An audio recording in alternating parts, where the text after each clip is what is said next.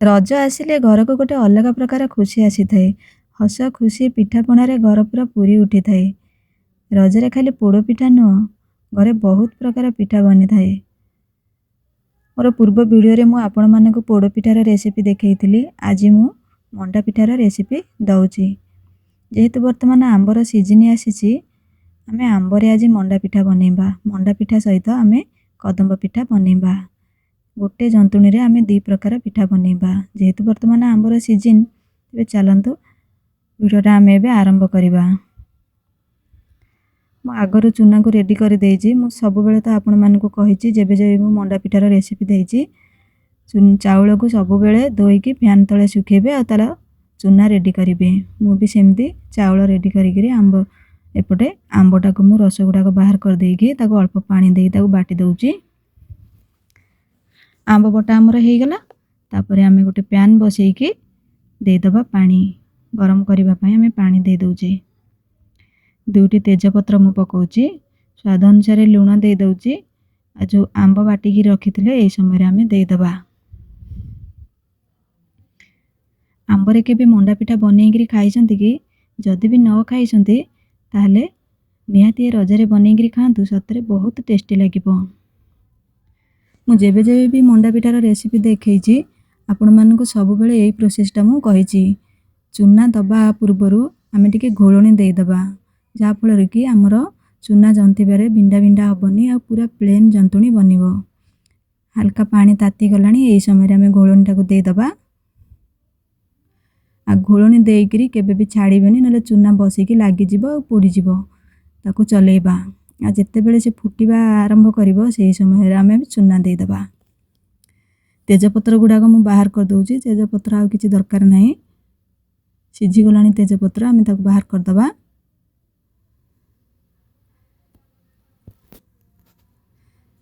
ଆଉ ଫୁଟିବା ଆରମ୍ଭ କରିସାରିଲାଣି। ଆ ଭିତରେ ଆମେ ଏହି ସମୟରେ ଚୁନା ପକାଇବା, ପୁରା ମଝିରେ ପକାଇବା। ସବୁବେଳେ ତ ମୁଁ ଆପଣମାନଙ୍କୁ ମଣ୍ଡା ପିଠାର ରେସିପି ଯେତେବେଳେ ବି ଦେଇଛି, ସବୁବେଳେ କହିଛି କି ଯେତିକି ଚୁନା ତାର ଡବଲ ପାଣି। ସବୁତିକ ମୁଁ ଚୁନା ଦେଇ ପାଖାପାଖି 10ରୁ 15 ମିନିଟ୍ ପାଇଁ ମୁଁ ଛାଡ଼ି ଦେଉଛି। ଦେଖନ୍ତୁ ଚୁନା ସିଝିକି ଆପେ ତଳକୁ ପଳେଇଲାଣି। ତାକୁ ଗୋଟେ ବେଲଣା କାଠି ସାହାଯ୍ୟରେ ଆମେ ତାକୁ ମିଶାଇ ଦେବା। ଡାଇରେକ୍ଟ ଚଟୁ ମାରିବେନି, ଏମିତି ବେଲଣା କାଠି ସାହାଯ୍ୟରେ ତାକୁ ଆମେ ମିଶାଇ ଦେବା।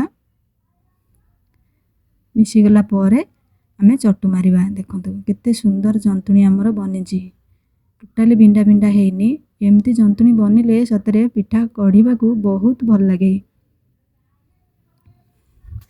ଖୁସି ଲାଗେ। ଆଉ ଯଦି ବିଣ୍ଡା ବିଣ୍ଡା ହେଇଯାଇଥିବ ଚୁନାଟା, ଆଦୌ ବି ଭଲ ଲାଗିବନି, ଆମ ପିଠାଟା ବି ସାଇଜ୍ ହେବନି।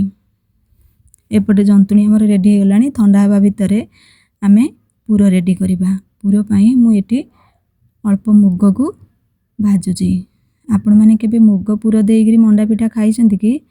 ଯଦି ନ ଖାଇଛନ୍ତି, ଏ ରଜରେ ବନେଇକି ଖାଆନ୍ତୁ। ସତରେ ମୁଗ ପୁର ଦିଆ ମଣ୍ଡା ପିଠା ବହୁତ ଟେଷ୍ଟି। ମୁଗ ଭାଜିକିରି ମୁଁ ତାକୁ ଧୋଇ ଦେଇ ତାକୁ ସିଝିବା ପାଇଁ ବସେଇ ଦେଉଛି। ଅଳ୍ପ ଟିକେ ଲୁଣ ମୁଁ ପକାଉଛି। ମୁଗ ହେଉ ବିରି ହେଉ, ଆପଣମାନେ ମୁଗ ପୁର ବିରି ପୁର ଦେଇକରି ବନେଇକରି ମଣ୍ଡା ପିଠା ଖାଆନ୍ତୁ, ସତରେ ଭଲ ଲାଗିବ। ମୁଗ ସିଝିବା ଭିତରେ ଆମେ ନଡ଼ିଆକୁ କୋରିବା।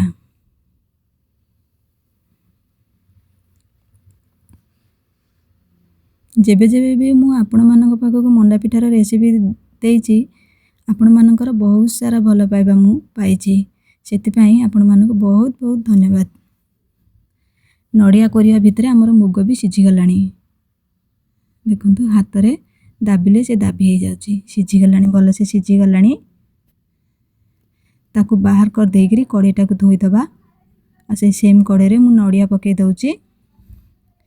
ମିଠା ପାଇଁ ମୁଁ ଏଠି ଦେଇ ଦେଉଛି ଗୁଡ଼। ଗୁଡ଼ ଜାଗାରେ ଚିନି ଦେବେ, କିନ୍ତୁ ଚିନି ଅପେକ୍ଷା ଗୁଡ଼ଟା ଆମ ଦେହ ପାଇଁ ଭଲ। ଯେଉଁ ମୁଗ ସିଝେଇକି ଆମେ ରଖିଥିଲେ, ଏହି ସମୟରେ ଦେଇଦେବା। ଲାଷ୍ଟରେ ଆମେ ପକାଇଦେବା ଗୋଲମରିଚ ଆଉ ଗୁଜୁରାତି ଗୁଣ୍ଡ। ତାକୁ ବାହାର କରିଦେବା। ଏପଟେ ପୁର ରେଡ଼ି କରିବା ଭିତରେ ଆମର ଚୁନା ଜନ୍ତାଟା ବି ଥଣ୍ଡା ହେଇଗଲାଣି। ବେଶୀ ବି ତାକୁ ଦଳିବାକୁ ପଡ଼ିବନି। ଆମର ତ ଚୁନା ଜନ୍ତିବାଟା ବଢ଼ିଆ ସେ ହେଇଯାଇଛି। ଦେଖନ୍ତୁ କଦମ୍ବ ପିଠା ବନେଇବା ପାଇଁ ମୁଁ ଏଠି ଚାଉଳକୁ ପାଣିରେ ପକେଇକି ତାକୁ ଧୋଇ ଦେଇଥିଲି। ସେ ଭଲସେ ବତୁରି ଯାଇଥିଲା ଆଉ ତାକୁ ମୁଁ ହାଲକା ଟିକେ ଖରା ଦେଇଛି। ଆଉ ଯେତେବେଳେ ବି ଆପଣମାନେ କଦମ୍ବ ପିଠା ବନାଉଛନ୍ତି ମନେ ରଖିଥିବେ ସରୁ ଦାନାବାଲା ଚାଉଳ ନେବେ। ସରୁ ଦାନାବାଲା ଚାଉଳ ନେଲେ ଆମର କମ୍ ସମୟ ଭିତରେ ସିଝିଯିବ ଆଉ ଭଲ ବି ଦେଖାଯିବ। ମୋର ଏଠି ଟିକେ ମୋଟା ଦାନାବାଲା ଚାଉଳ ଅଛି। ଦେଖିବା କେମିତି ବନୁଛି ଆମର ମଣ୍ଡା ପିଠାଟା। ସରୁ ଦାନାବାଲା ଚାଉଳ ମୋ ପାଖରେ ସରିଯାଇଥିଲା। ଏଠି ଟିକେ ଚାଉଳ ଟିକେ ମୋଟା ଅଛି।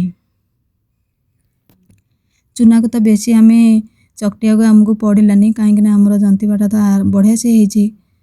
ଆମେ ଷ୍ଟଫିଂ ଦେବା, ପୁରା ଭରା ଭରା ଷ୍ଟଫିଂ ଦେବେ। ମୁଗ ଷ୍ଟଫିଂ ଦେଇକିରି ଧରେ ମଣ୍ଡା ପିଠା କରନ୍ତୁ ନା, ସତରେ ବହୁତ ଟେଷ୍ଟି। ଯେଉଁ ଚାଉଳ ଆମେ ରଖିଥିଲେ ସେ ଚାଉଳକୁ ଏମିତି ପିଠାରେ ଦେବା। ପିଠାଟାକୁ ଚାଉଳ ଉପରେ ଆମେ ଏମିତି ଗଢ଼େଇବା, ସେ ଯେମିତି ସେଟ୍ ହେଇକିରି ଲାଗିଯିବ ଭଲସେ।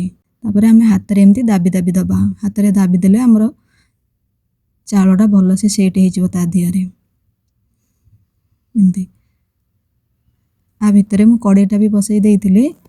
ତାପରେ ଇଟିଲି ଛାଞ୍ଚ ମୁଁ ଥୋଇଛି, କାହିଁକିନା ଆମର ଏ ଚାଉଳଟା ସିଝିବ ନା, ତାକୁ ଟିକେ ଲଗା ଲଗା କରି ଥୋଇବେନି। ତାକୁ ଛାଡ଼ି ଛାଡ଼ିକିରି ଥୋଇଲେ ତାକୁ ଟିକେ ସ୍ପେସ୍ ମିଳିବ ସେ ଚାଉଳଟା ଫୁଲିବା ପାଇଁ। ବାକି ସିଝିବା ଭିତରେ ସେ କଦମ୍ବ ପିଠା ଆମେ ଅଲଗା ମଣ୍ଡା ପିଠା ଆମେ ରେଡ଼ି କରିଦେଇଛେ। ଏଠି ରେଡ଼ି କରିଦେଇଛି, ଏଠି ମୁଁ ବସେଇ ଦେଉଛି। ଏପଟେ ମଣ୍ଡା ପିଠା ରେଡ଼ି, ଏପଟେ କଦମ୍ବ ପିଠା ବି ରେଡ଼ି। ଦେଖନ୍ତୁ କେତେ ସୁନ୍ଦର ଦେଖାଯାଉଛି ଆମର ଆମ୍ବ ମଣ୍ଡା ପିଠା ଆଉ କଦମ୍ବ ପିଠା। ଭିଡ଼ିଓଟି ଆପଣମାନଙ୍କୁ ଭଲ ଲାଗିଲେ ଲାଇକ୍, ସେୟାର, ସବସ୍କ୍ରାଇବ୍ କରିବାକୁ କେବେ ବି ଭୁଲିବେନି। ରହୁଛି, ନମସ୍କାର।